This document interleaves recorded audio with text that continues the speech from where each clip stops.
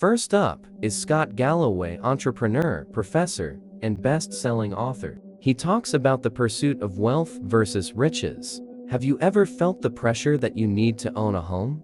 Scott busts this myth, and I can't wait for you to hear his answer. What does being rich even look like? Scott talks about what does it mean to have a passive income that can exceed your expenses. Here's the truth. Everyone worries about financial stability, even high-paid professionals, no matter your age. If you're someone wanting a life of true wealth, listen to this. There is a certain pride of ownership. I think it's situational, where you are in life, how much money you have, the city you're in. But buying a home is meant to be an enhancement to your life. It's not a suicide pact, and it may not be right for everybody. Yeah, I think what he gave people as a symbol was something to pursue, right? We started talking about you go to college, you get a degree, you get a job, get married, you get a house, you have kids. Like, it became one of those tempo things. And so now, when you take it out, it's almost like, what should people be pursuing? If you got married, you got a good job, you're working, you're with your partner. It's almost like people think they have to pursue. It's almost like the assumption that you have to have kids. It's the same assumption of, oh, we have to buy a house. Yeah. So what should people pursue instead? Financially? When it comes to financial security, the goal is, what I call wealth. The goal is to be rich. Rich is the things you see. Wealth is what you don't see. And your pursuit should be wealth or economic security. And this is what wealth is. Wealth is having passive income that's greater than your burn. 2 examples. I have a buddy who runs Minya for a bulge bracket investment bank. Makes between $3 and $10 million a year depending on the market. Because it's all current income, he pays 50% taxes between his ex-wife, his home in the Hamptons, and his master the universe lifestyle that he feels he deserves. He hasn't saved a lot of money, and he spends most of it. And I know that firsthand. He has a lot of sleepless nights wondering what happens if the music stops. He is not wealthy. My father, who is 94, between his pension from the Royal Navy, Social Security, and he owns 6 washer-dryer machines and trailer parks, where he goes and collects the money with his walker. He makes $52,000 a year. He spends $48,000. So he is saving money despite the fact that he's not working. So his passive income is greater than his burn. He is wealthy. So you want to put yourself on a track to being wealthy. You want to say realistically, I can control how much I spend. I've been coaching this couple living in San Jose, and they're in their late 50s. I talk a lot about young people, and they say, Scott, we're in our late 50s. What do we do? How much money do you have? What's your house worth? Duh. And by the time they're 65, they're not going to have enough passive income to pay for their lifestyle. I said, well, let's lean into our strengths here. Why are you in San Jose? And they said, well, we've always lived here. Well, okay. Your kids are gone. And you just mentioned you go to Costa Rica twice a year. Why wouldn't you try and cut your burn 40% and move to Costa Rica and take that economic pressure away and sell your house here? I think your kids would love to come visit you in Costa Rica. So the question is, put yourself on a path using basic math and what you really think you're gonna need in terms of passive income, such at some point. Ideally, it's by the time you're 40. It's usually not, but it needs to be by the time you're 65 or 70, because that release of economic anxiety frees you up to focus on what is really important, and that is deep and meaningful relationships. So the reason why I am so much happier over the last 10 years than I was, the first 45 years of my life, is that economic stress was always there for me. I was raised by a single immigrant mother who lived and died a secretary. I felt like there was a ghost following us around, telling us we weren't worthy, because we didn't have money. Between college, student loans, the dot-bomb crash, and the great financial recession, I just never had enough money to have passive income such that I was done most being. A lot of people never get there. I got lucky. I sold my last company about 10 years ago for a lot of money. Now, unless I really screw up again, which I've done a couple times, I can focus on my relationships. The resting blood pressure of a child in a low-income home is higher than the resting to solid blood pressure of a kid in a middle or upper-income home. I think the majority of divorces are not a function of infidelity or lack of shared values. It's those things. One or more those things might happen. And then the incendiary on it is financial stress. 2/3 plus of divorce filings are from women. And we don't like to say this, because we like to assume all men are predators, and all women are virtuous. But when a man is under financial stress, the reality is, he becomes less attractive as a mate. And that can lead to real stress in the relationship. So what you want to pursue if you're not pursuing a home? You want to put yourself on a path. You want to get alignment with a partner. You want to track your spending and put yourself on a path to some level of economic security, of wealth by, say, the time you're 65. And if you're young and you're killing it, instead of buying a bigger flat screen or a bigger TV or maybe a bigger house what if I started saving 10, 15, 20, 30% of my salary, and I got wealth by the time I'm 40 or 45? Cause to be in America, young and healthy, and have passive income that's greater than your burn. You're just gonna have a wonderful life. So it's not acquiring anything, it's getting to a point of economic security or wealth. And that's a function of two things: how much money you make, such as you can save. Key to wealth is not how much you make, it's how much you save. And also the thing you can control is your burn. You know, I have a friend who ran a hedge fund.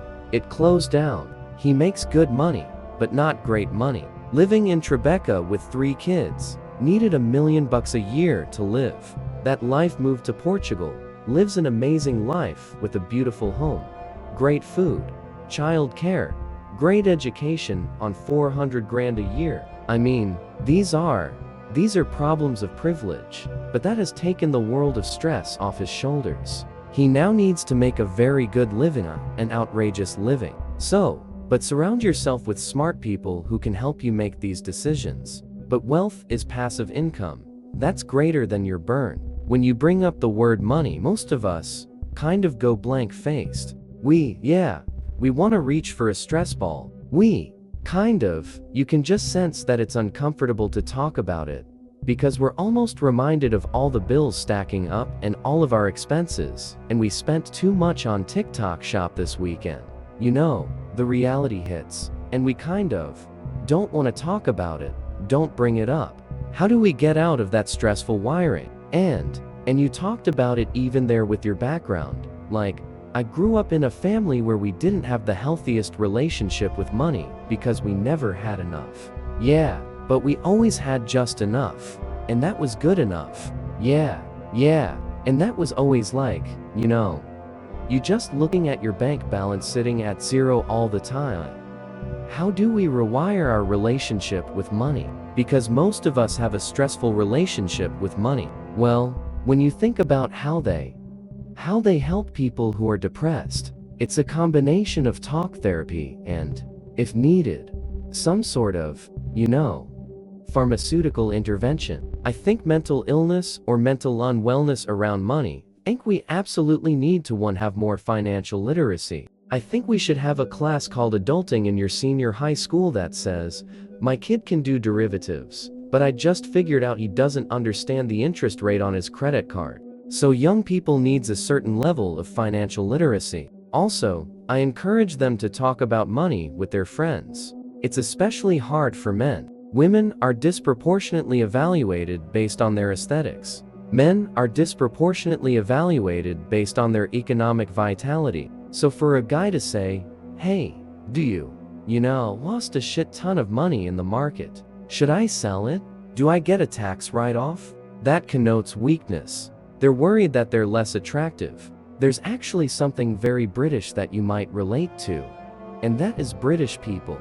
The best grade I understand in Britain that everyone wants is you get really high marks, but really low effort scores. You're supposed to be accidentally rich. I'm such a baller, and I'm so great at what I do that I just accidentally slipped and fell on a ton of money. No, it's work. You gotta think about it. You gotta talk about it. So I encourage people to talk to their friends. And if you're comfortable, this, how much money I'm making. This, how much I'm saving. This is, taxation is really important. What if I moved to Florida? How much money would I save?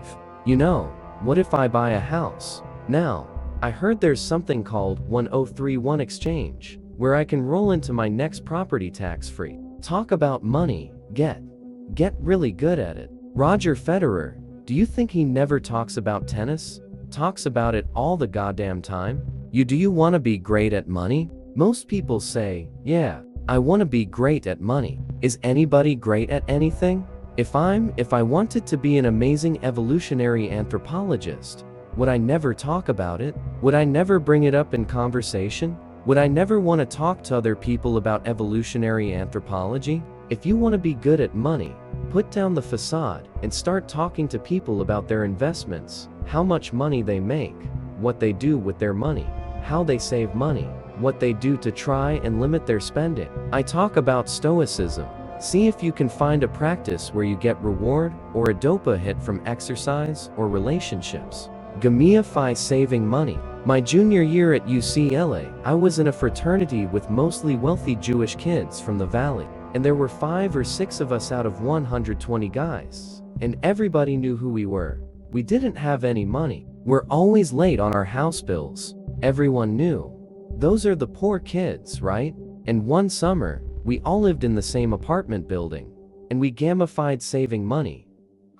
And we had a whiteboard, and we literally made a game out of it. In the summer of 1985, I survived for 12 weeks on $78 a week, including rent. Because if I didn't save $3,000 by the fall, I wasn't going back for my senior year in college. 'Cause I didn't have wealthy parents. And if you can gamify saving money with a partner, especially a romantic partner, that you can be totally transparent with, God, that's powerful. We're building something. We're gonna save a ton of money. Can we save $5,000 or $7,000 this year together? And it's gonna be $8,000 next year. And then it's gonna be 9. And with compounding in 5 or 6 years, which will go really fast, we have 60, 80, 100 grand. And having kids is, I think, the most rewarding thing has been for me. I didn't plan to have kids, but it was having kids with someone else and raising what feel like pretty good citizens. But a close second was building economic security with someone else. We had total alignment, right? We're gonna save. We were transparent around our expenses. We were generous with each other. Oh no, you should do that. There's a very unhealthy dynamics sometimes in relationships. And this is sexist, but I found it to be true, where the dude uses money to control his spouse. And the spouse turns it into a game of how much money she can spend without him knowing. And fortunately, that's getting flipped a little bit.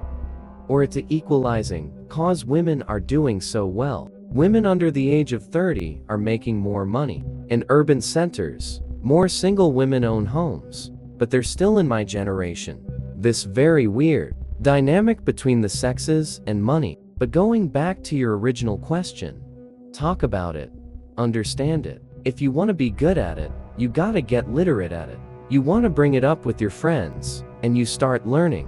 I spent 4 hours a week, probably talking to other people about my economic bank, what tax loopholes there are, where I should be investing. I have a lot of real estate when interest rates come down. At what point do interest rates get low enough where I should be pulling a second out and putting it in the market, knowing if I have a 10-year mortgage over 10 years, the market's usually up about 79% a year. Does that make sense? Right. Think about it. All the time, you're the average of your 5 friends. You've seen that study? Body mass politics, sports teams. But what's more interesting is one of those 5 people will be more economically secure, much more economically secure than the other 4, despite not making a lot more money. You want to know those behaviors and those characteristics, and you want to model that person. But this is something we all need to be more open about. It doesn't make you less of a man. You're not supposed to have a lot of money when you're young. Everybody screws up. I've been broke twice in my 40 seconds. I was broke, and that was really, I was too ashamed to admit that to anybody else. It was like, well, you're supposed to be smart and great at what you do, right? So I think being a little bit more vulnerable, being open about it, and getting tips, and, kind of, rules of the road from other people. Talk about it. Clip 2 is from Cody Sanchez, founder, CEO, New York Times best-selling author, and champion of financial freedom. She talks about how to translate your skills into Wolf. You might have felt that you have skills, you have talents, you have abilities, but you don't know how to monetize them. Are you someone who's deciding whether college is right for you? Or maybe you went to college and got a degree in something you no longer want to pursue. Degrees don't always guarantee financial success. Practical, transferable skills can matter more. Companies increasingly value practical skills over traditional degrees. And Cody talks about how to turn those into real-world value so that you're not chasing your passions that may not pay off. I can't wait for you to listen to this clip to recognize how to turn your skills into profit. And so, I'd meet a lot of young people who, sadly, have spent so much money on their degree, really smart academically. Yeah, but then that skill doesn't translate into knowing how to make their company more money, knowing how to lead people really well, knowing how to build function systems, processes. And therefore, it's like, well, wait a minute. I just studied all these years, but it doesn't translate. Yeah, I think you're exactly right. I mean, for a long time we employed people from the top universities and financial firms. We would go out and we would hand select them because that would be an indicator of their grit, perseverance, and potentially their intellect, their IQ. Now by and large you're starting to see a lot of the top institutions bypass that. Google doesn't mandate that you have a college degree if you're going into an engineering degree. Actually, and I think that should be really liberating for us. It's basically breaking down this barrier. That's a six-figure barrier that allowed for the few, the elites, to stair-step over everybody else. And now, it's actually saying how bad you want it. And don't tell me what you learned, show me what you can do, or even better, show me what you did. And so I think the resume of the future is actually, if somebody came to you, Jay, and they're like, I just graduated from Wharton. I am very smart. Also did my undergraduate degree at Harvard. I now want to come work for you.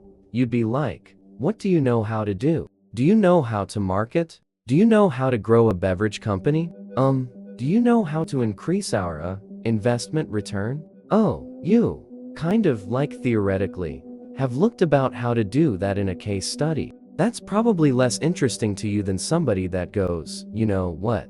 I was part of the beverage team at Arrow on in Whole Foods, and I figured out, sort of across the country, how they buy different pieces of, Antori. Yeah, you got my attention already, right? Exactly. And maybe because I want to help you grow this individual business, which I know you care about cause I see it on your socials. I put together this little spreadsheet for you. Here's the things I care about. Could I come work for you for free for 3 or 6 months? And if that works out, could we do something better and bigger? The problem that people usually have on the internet, when I throw out the word work for free, young people are like, remember that part where you told us that we were broke and we don't have any money? So I'm not trying to dismiss that at all, but I do think we have to be honest about the fact that when we're young, you're gonna have to work harder than you think, longer than you think, doing stuff you don't like with people you probably don't like, until eventually you get the right to do something really interesting. But, you don't die in your first job from it being really hard and challenging. You die from the absolute monotony and the low-level tasks you have to do for basically pennies on the dollar.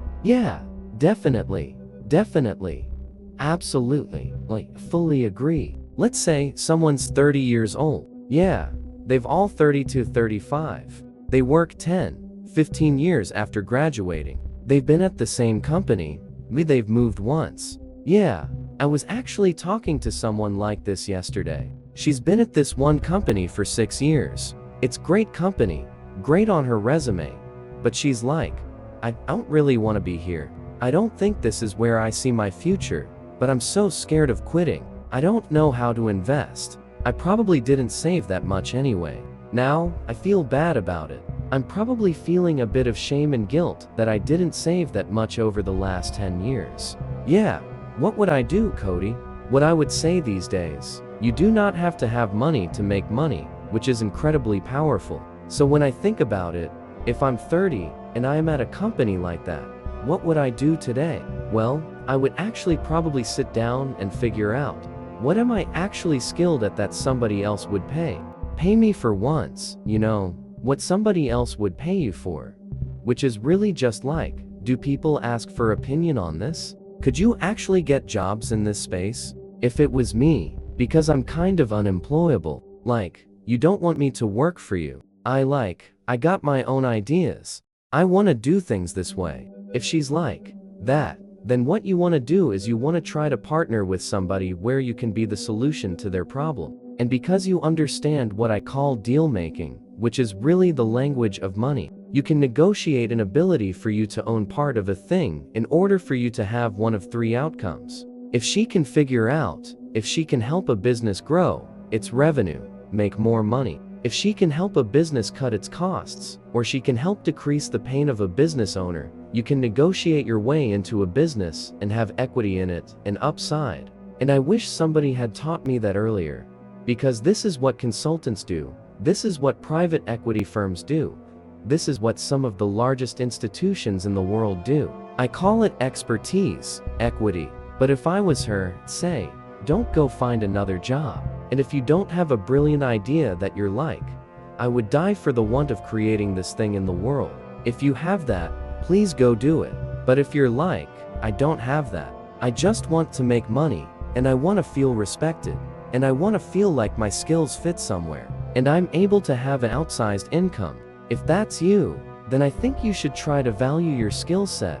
Then you should try to negotiate for an upside deal with somebody. And you should try your hand at this game called ownership, which is where you say, hey, small business, I know how to market. Can I help you market at the side while I'm working on this company? And because I help you grow your revenue by 50%, could I keep 10% of the 50% I grow? Do you think a small business owner would say yes to that? Of course, they would, because there's no downside. And I think, more often than not, we think that the only risk you can take in making money in business is putting your own cash down. That's a risk, or starting a business, aka dedicating your life to something. The last part I'll get a little statistic on us is 90% of startups fail inside any rolling 10-year period. We know that statistic. Most startups make $0 for the first 3 years. After that, the average entrepreneur makes about $46,000 a year, which is great, but not when you've been making 0 for 3 years. And then on top of that, we've got this nation of people who have all these bills to pay, and they are betting on hopes and dreams as opposed to realities. And so my commentary is, can you figure out how to value your skills so you can negotiate a little bit more upside for that day where you can't work anymore? Clip No. 3 is from one of my best friends, Lewis House. And he talks about the mindset of abundance. He talks about how a scarcity mindset can limit financial growth, while an abundance mindset opens doors to wealth. If you've grown up with limited resources, it may have shaped how you view money. He talks about the importance of practicing gratitude with money no matter how little or how much you have. And we get to talking about both of us rewiring our relationship with money so that you can actually attract more abundance. If me and you went back to a place in our life where we really didn't have money, yes, and you think about somebody in that position who's listening to us right now, and in their head, they're thinking, but how do I become abundant when I don't have? Well, my natural thing is, like,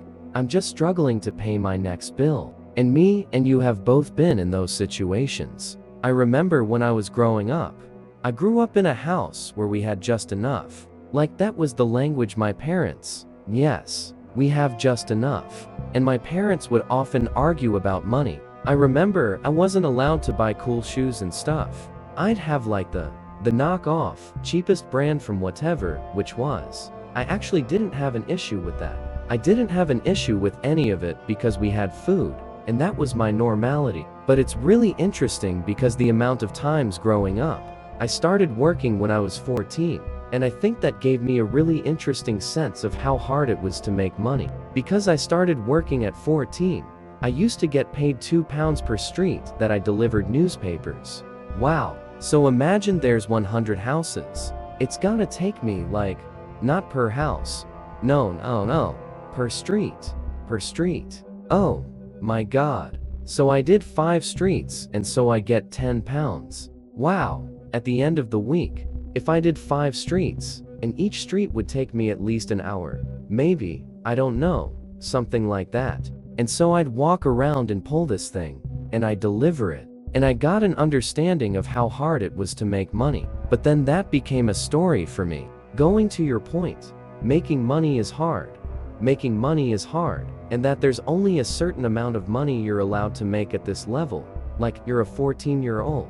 Yes, then I worked in retail. I stacked shelves at a grocery store. I worked in a store called Morrison's, which is like working at Walmart. And there I remember I got paid like £5 an hour. And then you get like time and a half if you work the weekends and the evenings. All of this to say that I probably spent my whole life only seeing zero in my bank account, because everything that would come in would pay for my phone bill.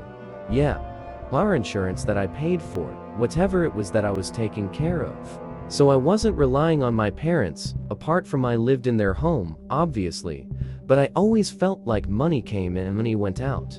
And my story on money was people who have money doing something bad. So I lived in a home. Whenever we went to a friend's home and they had a nice home, my family would always say, "Oh, yeah, but they do dodgy stuff to make money." Yeah, all the language of our money was, people with money are doing bad stuff. So my head is like, oh, if you have money, then you must be doing shady stuff. Because we don't have money. And we're not doing anything, right?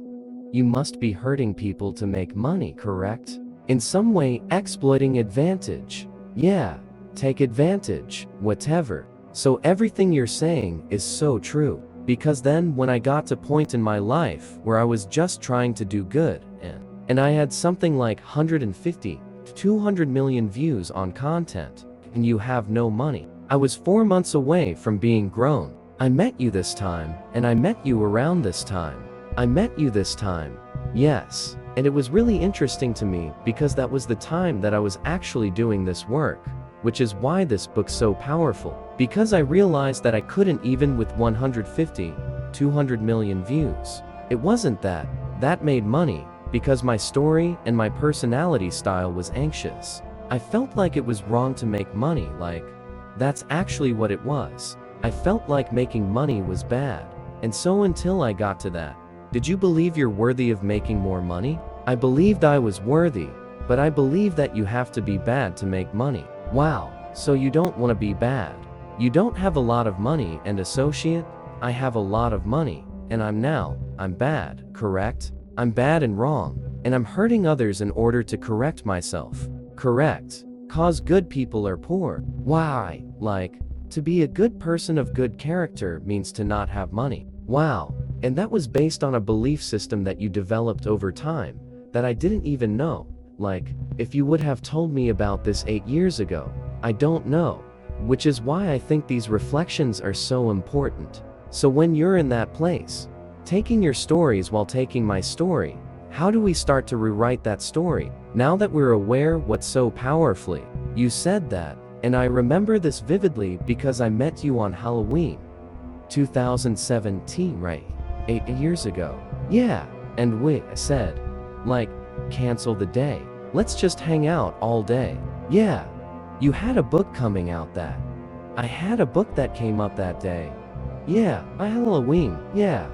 Which is called The Baskin Masculinity. Anyways, how do we rewire our brain around money to create more abundance? When you have nothing, when you have lack, how do we rewire our brain to create abundance? When you have nothing, and you don't know how to earn more money, The first thing I think you need to be aware of is that your beliefs dictate your behaviors. So if you believe that money is bad, or people who make a lot of money are bad and take advantage of others, and therefore me having lack right now means I'm a good person, and I don't want to become a bad person, then that belief is gonna dictate your behaviors, and you're going to stay in lack. You're gonna stay in scarcity, and you're gonna see opportunities that only give you just enough, as opposed to opportunities that could create incredible wealth for yourself financially, but also an emotional wealth that you've never had before. So that's one of the things you want to understand, is first that your beliefs dictate your behaviors.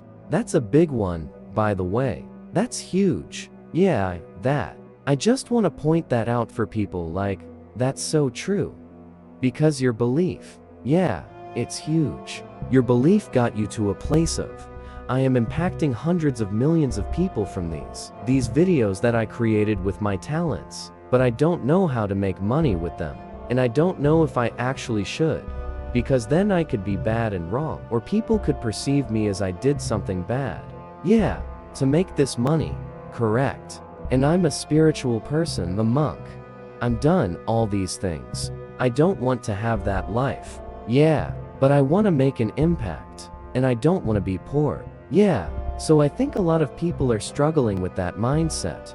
What are the other ones you hear? What are the other focusing on that beliefs? Yes, what are you hearing from people about their belief? That's my belief. Yeah, and that's very much my history and story, as you said. What other stuff do you hear from people? The biggest shift that will create abundance in your life is a mindset habit in unlocking wealth for yourself. And one of the big lies, or one of the big blocks that holds people back from financial opportunity is that I cannot be generous with my time, my wisdom, my knowledge, or my secrets to others. 'Cause if I am, they will take it and run with it, and I will be left with nothing. So therefore, gotta hoard my energy. I'm gonna hoard my time, my knowledge, and only keep it to me, so that others don't have good ideas or have my health. And from all the different billionaires and millionaires and financial leaders in the world that I've interviewed, I know you've interviewed a lot of them. There is a question I would always ask individuals who've made incredible amounts of money, and that keeps helping them create more wealth year after year. And they all say the same thing. Those who have had a sustainably good heart in the process, is that you have to have a generous mindset. So the mindset habit is the first thing that you have to think about when creating abundance with your money, but also feeling abundant internally. And it's coming with generosity. So if you feel like you're stuck right now, if you feel like you have nothing, this was what you were at 8 years ago when I met you. This was where I was at 15 years ago when I was on my sister's couch. I had no money. I was in student loan debt, was sleeping on her couch. I didn't think I had any skills. I didn't have a college degree yet. I was like, how am I gonna make money if I don't know how to make money? And I don't have any talent or skill, and I'm in debt. You didn't understand it. It felt impossible. And the thing that I shifted when I started meeting money mentors is I needed to learn the first habit, which is the mindset habit, which is a habit of generosity and gratitude. So what did that look like then? What was the practical step? What it looks like was, how do I meet money people? People that have money. People have success. People can teach me knowledge. I needed to come with a sense of energy, of curiosity, of possibilities, and of joy. I literally wrote a list down of all these different things that I thought were my talents. I go, how can I make money? I don't have any skills. I played football, now I'm injured. What can I do for people? But I was like, I'm really curious. Maybe I can just ask people questions. And never did I think in a million years that I could have a 12-year-old podcast just asking questions and make millions of dollars a year. I never thought that was possible. I was in my early 20s, and I was like, you know what? I've got a lot of energy, I got a lot of passion. So let me bring passion and energy to other people and excitement. And that energy was infectious.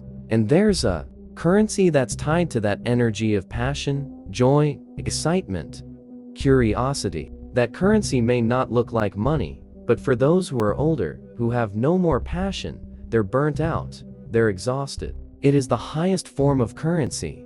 They want that. They crave that energy. They burned themselves out for decades. They want to feel young again. They want to feel curious again. They want to feel excited again. And when you come to someone with that energy, you are bringing a different mindset. So the mindset of curiosity, joy, passion, presence, like just connecting with someone and ask them a question, is such a valuable currency. So we have to look into these untapped, skills, talents, currencies inside of us that are hidden to others. But inside of us, they can create magic. Yeah, that's one of them. Another one is just being generous with your time, with your resources, with your ideas, and helping others succeed.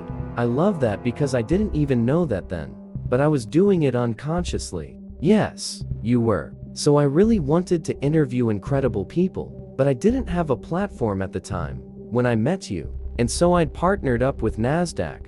And by the way, just to be really clear with everyone, I didn't get paid to do this. Yes. So NASDAQ had something where everyone's using Facebook Live. And I said, hey, could I have an hour in the NASDAQ building whenever I have an amazing guest that says yes, so that I can interview them on NASDAQ Live? And they would put the picture up on the middle of Times Square on a billboard. So now, I'd reach out to people I looked up to. That's the reason why I went on the show, exactly. I didn't know who you were until I saw, hey, I can get you on a billboard on Times Square. I go, that's value to me right now. I'm being generous, and I'm trying to find a way because I don't have anything to offer, but I admire you. And it was all people I admire. It was yourself. It was. Ryan Holiday said. Yes. Me and Ryan had met, maybe once before that. But Ryan came on that show, and there are a bunch of other authors. Deepak Chopra came on that show with me, and it was all people that I'd admired, looked up to for a long time. And exactly that's first of all. We became great friends off of it. But the point is, it's exactly what you're saying. That even though I felt I had nothing to offer, I had to find a way to create something, to offer someone of value. I didn't get paid for it, for that show. I didn't get paid to run it. I didn't make any money from it. But it created an opportunity for me to connect with friends, to connect with people that were doing incredible things. Yes, and of course, allowed me to showcase my talents so that I could show it to other people. I remember I had Ryan Harwood on the show who founded Pure Wow, and he just sold it to Gary Vee. Yeah, that's how I met Gary. So Ryan came on my show, and he was just like, Jay, I love you. You're a great interviewer. Like you have such great energy. He really liked my passion. And he said, you gotta come meet Gary. And I was like, no way. Like I love Gary. And so he took me to meet Gary for the first time. We had a meeting in his office. And that's how I built my relationship with him. It was all thanks to Ryan. And so when you think about it now, when I'd never thought about it until what you're saying. Yes. Now, when I look back, Ryan's been on the podcast, like 4 times now, whatever. I love his books. So many relationships came out of that. And so I think when you live in a world of I have nothing to offer, and I don't have anything, it becomes really hard to create. And most people think, when I have nothing, I need to take from someone else. Yes, I don't have anything, so I can't give anything if I don't have it. So I need someone to give me money right now, cause I'm broke. I'm poor, I'm stuck. I'm stressed. I'm anxious. I can't think out of myself. And this first habit is really gratitude. And generosity is the gateway to abundance. And it may not mean you're gonna make money right away. Yeah, you didn't make money by having me on the show right away, but we became friends. I helped you, you helped me. Over time, we helped each other create more abundance together, not only financially, which we've done together, but a type of richness that isn't about money. In this book, again, it's a money book, but it's really like, it doesn't matter how much money you have if you don't feel like you have a rich life inside of you. That's real. It does not matter how much is in your bank account, how big your net worth is. If you don't feel like you have an abundant life, if you're stressed, if you're overwhelmed, if you're anxious, if you're constantly in drama, that is not abundance. A high net worth does not mean you are free. And the goal is for us to feel free every moment of our lives as often as possible, and allow money to be a tool to create incredible opportunities, memories, moments where you can be generous with it. With the people you care about, the cause you care about, the institutions you care about, to serve more people, and feel good about doing it, not feel bad about doing it. And that's part of this process. Most people, when they lack money, they want to take from others. They want someone to help them. And you need to flip it on its head and say, how can I help others even when I have nothing? That is the time to be more generous and a more gratitude, and say thank you for this opportunity, even if you have to just lie to yourself for a moment. Say, I'm stuck. I'm on my sister's couch. I have no money. I'm 4 months, and 4 months I'm gonna be out of an apartment, and I don't know where the money is coming. Just say, thank you, God. Thank you, universe, for this opportunity to learn. Yeah, this opportunity to grow, cause I'll never be here again. I don't know if you've had Ken Honda on, but he wrote happy money, but I haven't had him on. Dude, he's so cool. I love this approach to this. And he's talking similar style about how do you just live a rich life, irrelevant of whether you have money or not. And again, this is what I want people to get to. When you are poor, when you're broke, when you're struggling financially, it feels really hard to feel abundant and rich. And we want to start shifting our thoughts or emotions on our energy on, okay, I know I'm in this financial situation. It doesn't feel good. But in order to get out of it, it's not feeling worse about it. It's starting to feel better about me, better about my values, my character, my kindness, my generosity, and seeing and that's the first thing we need to be thinking about. How can I get into a richness inside of me to serve others and take care of me at the same time? And one of the practices or these social experiments or exercises similar to you that Ken has is that whenever money comes to him, whether it's a check, whether it's a Venmo payment, whatever it might be, he just says thank you to that money. He looks at that number, it's a penny, it's $1 million. If it's your normal check you get coming in the mail every 2 weeks, he looks at it and says, thank you, and literally opens his heart and loves that money that comes to him. He says, thank you. Where do you want to go? Do you want to go to my bank account? Do you want to go to my savings? Do you want to go to investments? Do you want to go towards paying off debt? Do you want me to give you away? And it may be a weird kind of like exercise, but I love this approach to just being mindful of money. When it comes, say thank you. And then when you pay bills, when you pay off debt, say thank you as well. Thank you for allowing me to pay off this debt. Thank you for paying my cell phone bill so I can call my friends and family that I love. Thank you for the ability to live a richer life. Yeah, and when we start to approach money in that way, it doesn't mean money's gonna fall from the sky and come to us abundantly, but we're gonna start to feel more rich and abundant internally, which that energy is what will attract more opportunities. Those opportunities could lead to millions. This hostess that came to you, she brought that thankful energy, that present energy, that loving, joyful, curious energy, and it created an abundance of opportunities and connection. Next up is Jasprit Singh, who talks about the wealth formula. Now, this was one of our most popular episodes, and I'm so excited for you to learn from him. He talks about the difference between building wealth involving both saving and investing. It's not an either rule. He also talks about understanding the formula income minus expenses equals investments plus savings. And investments are the key to maintaining wealth even after making millions. If you're someone who's been wanting to learn more about investing, this clip is for you. What are you doing with your income? You can either build the equity by starting a company yourself, or by building a home, or you can buy the equity. Now, how do you do that? Well, you have to understand the wealth formula. The wealth formula that I come up with is you take your income minus your expenses, and that equals your investments plus your savings. So if you take your income, the amount of money that you make, and I subtract all the things that you buy: your rent, your mortgage, your car payment, your groceries, your gas, you take away all of your expenses. And if you have a margin, when I have extra cash now, you can save all or some of this money. But if you don't save somewhat, then that money can be put to work in your investments. These investments, like I've been hinting at, is what makes wealthy people wealthy. And it's what keeps wealthy people wealthy. These investments can be in the stock market, because anytime you buy a share of any company, if you go out and buy a share of, say, Amazon, you become one of the owners of the Amazon Corporation. You get to share the profits. If the Amazon valuation goes up, your stock price goes up.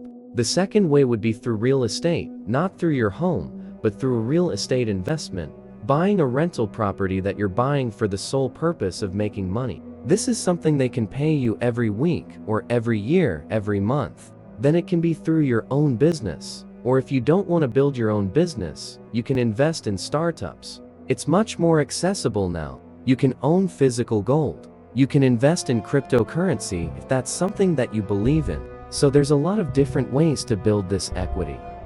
But this is where now you need to be putting your money to work to actually buy and own and build this equity. Yeah, first of all, I just want to say I love how structured your thinking is, and it's so great to break things down. And so anyone who's been listening or watching so far, make sure you go back and ask yourself which of those habits you're struggling with. Are you someone who's in the TS's, choosing to disspend or save? Are you someone who's being slowed down by systemic thinking and, being controlled about where that goes? Really take a moment to reflect in this episode while you're listening, which part you want to work on. Because I know right now, some of you may be tempted to just turn this off and go overwhelmed. I don't want to hear about this. I'm scared about my money already. I don't want to talk about it. But I'm hoping that this is creating space for you to really sit down, respect, and reflect. Going into that, I think one of the biggest issues that people have when they hear this, and I know that I had a long time ago when I first heard this, was I don't have enough to do anything with. And so I remember when I started hearing about crypto specifically, very early on, I probably heard about it, maybe 13 years ago. Probably the first. Wow. Yeah. I was very early heard about cryptocurrencies about 12, 13 years ago, and I had just come out of the monastery, so I didn't have any money, I didn't have anything to invest. And probably in about a year, I probably would have had 1,000 to invest. In my head, I go, that's not anything. And what's that gonna do, right? And I think a lot of people have that mindset. I only have $500. I only have $1,000. What can I do with that? I might as well spend it on whatever it is. Because, well, I'm gonna save it. Because I need it for a rainy day. What does someone do when they have that mindset? When they're I don't have enough. How do you approach that? So when I was in high school, I really wanted a Ford Mustang. But my dad was no, can't buy a Ford Mustang. I wasn't gonna get that car. But this is again when stock prices had crashed. And the next best thing, if I couldn't buy a Ford Mustang, and I started reading the business books then, was, how about I buy some of the Ford stock? Again, I don't have a lot of money, but first investment in the Ford stock was $2, because that's how much the stock was trading for. Now, it's much higher, but what I'm trying to get at is, you can start with very little amount of money. I mean, nowadays, with the new age of stock brokerages, if you have 10, you can start buying this type of equity. You can start building this type of equity. But the key now is the consistency. And how often, doing it all the time. Because when I say consistency, people say, oh, anytime I have $100. Well, okay, what you want to do. But consistency is make it automatic. Anytime you get paid, take a portion of that money and automatically invest it. Now, the next question is probably, where do I put this money? Do I just throw it into Tesla or Amazon? Well, if you're not willing to do that level of research where you don't want to try to find the best companies, you don't want to invest in real estate, you don't want to get into the more, Let's say the more advanced type of stuff. You want to just put your money to work.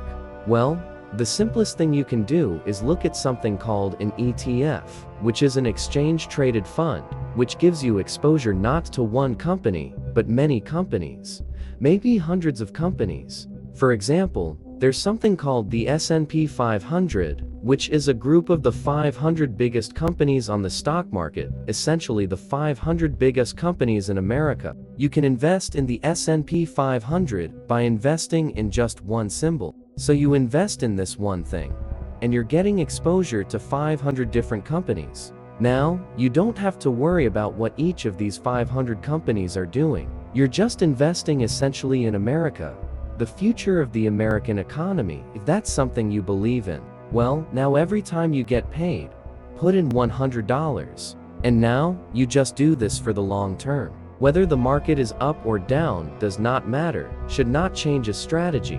Just keep passively investing in money. Make it automatic. Make it passive that we don't have to even worry about it. And now, you just keep building it up. Because now, it's the whole idea of compounding. You don't want to just throw your money in at once. You want to put a little bit of money, and let they grow up with more money and that they grow up with more money in, and let that grow. I made a couple videos where I talked about two people. One was a janitor, one worked in a school. Both of them made very little income, yet both of them retired very wealthy. And the reason and I'm talking about in the millions of dollars, and the reason why they've been able to retire with $1 million plus was because it took a little bit of money every time they got paid. And they just invested that money. It did not matter. You know what else was going on?